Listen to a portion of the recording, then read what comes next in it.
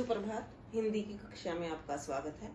आज हमारा जो उप विषय रहेगा, टॉपिक रहेगा, वो रहेगा कक्षा 10 आत्मकथा है, जयशंकर प्रसाद ने जिसे लिखा है। कक्षा 10वीं का है ये, और इसमें हम देखेंगे पठित पद्यांश। किसी भी कविता का जो अंश हमने पढ़ रखा है उसमें से जब हम प्रश्नों के उत्तर देते हैं तो वो पठित पद्यांश होता है। आप पद को पढ़िए और उसमें से पूछे गए प्रश्नों के उत्तर दे दीजिए। किंतु कहीं ऐसा ना हो कि तुम ही खाली करने वाले अपने को समझो, मेरा रस ले अपनी भरने वाले, यह विडंबना अरी सरलते तेरी हंसी उड़ाऊं मैं, भूले अपनी या परवंचना औरों की दिखलाऊं मैं। जो आत्मकथा है, इसमें जयशंकर प्रसाद अपनी आत्मकथा लिखने से पहले मना भी करते हैं, लेकिन फिर वो आत्मकथा लिखते हुए ये सारी बातें बोलते हैं कि इसमें मैं अपनी कमियां दिखाऊं या दूसरों ने जो मुझे धोखा दिया है उसके बारे में यहाँ मैं आपके सामने प्रस्तुत करूं। तो प्रश्न पूछा गया है, कवि ने किसका रस लेने के बारे में कहा है? कवि ने जीवन रूपी गागर का रस लेने का कहा है, मधुर चांदनी का, मधु के जीवन का, गागर में भरे जल का।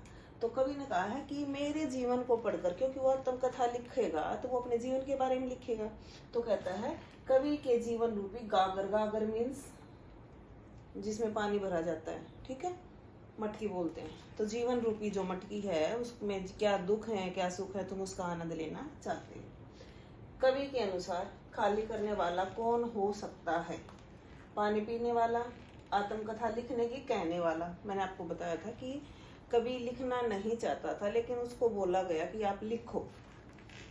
कवि स्वयं या कवि की हंसी उड़ाने वाला, तो इसमें सेकंड हो जाएगा आत्मकथा लिखने की कहने वाला, जिसने कहा था कि अपनी आत्मकथा लिखो। कवि अपनी कथनी के द्वारा क्या दिखाना चाहता है? सभी को अपना दुख, बाहरी दिखावा करने वालों का, ठीक है, जो बाहरी दिखावा करते हैं उनको बताना चाहता है। कवि के साथ मित्रता करने वालों का या अपनी पीड़ा का। तो कवि बाहरी दिखावा करने वालों के बारे में यहाँ दिखाना चाहता है कि केवल दिखावा करने से ही हमारा शरीर, जो हमारे जीवन की सच्चाई है, वो बदल नहीं जाती। कवि अपनी आत्मकथा में अपनी सरलता को उपहास के योग्य क्यों मानता है? सही विकल्प चुनिए बेटा। इस तरह के क्वेश्चन बहुत आते हैं। कैसे? वो 4 ऑप्शन देगा, इसने 4 ऑप्शन दे दिए। कवि की वेशभूषा का सभी मजाक उड़ाते हैं। नंबर 2, कवि अपनी आत्मकथा को उपहास योग्य मानता है। नंबर 3, कवि जीवन को उपहास के माध्यम से जीना चाहता है। या कवि के सीधेपन का लाभ उठाकर लोगों ने धोखा दिया है। ये तो आपको वो अपनी बातें बताता है कवि के, इनमें से क्या होगा। आंसर हमने इनमें से देना है। जो हम आंसर छाटेंगे वो ये जो पार्ट दिया गया कैक है, गैग है, इसमें से हम अपने आंसर को छाटेंगे। तो कथन 1 है, कथन पहला, कवि की वेशभूषा, सभी के नहीं, वेशभूषा का कोई यहाँ आया ही नहीं। कथन 2 और 3, दूसरा क्या है? कवि अपनी आत्मकथा को उपहास योग्य मानता। कवि तो नहीं मानता, वो तो कहता अगर मैं लिखूंगा तो शायद तुम करो। कवि जीवन को उपहास के माध्यम से जीना चाहता, ये भी नहीं। तो लास्ट क्या है? कवि के सीधेपन का लाभ उठाकर, उसने कहा ना भूले अपनी।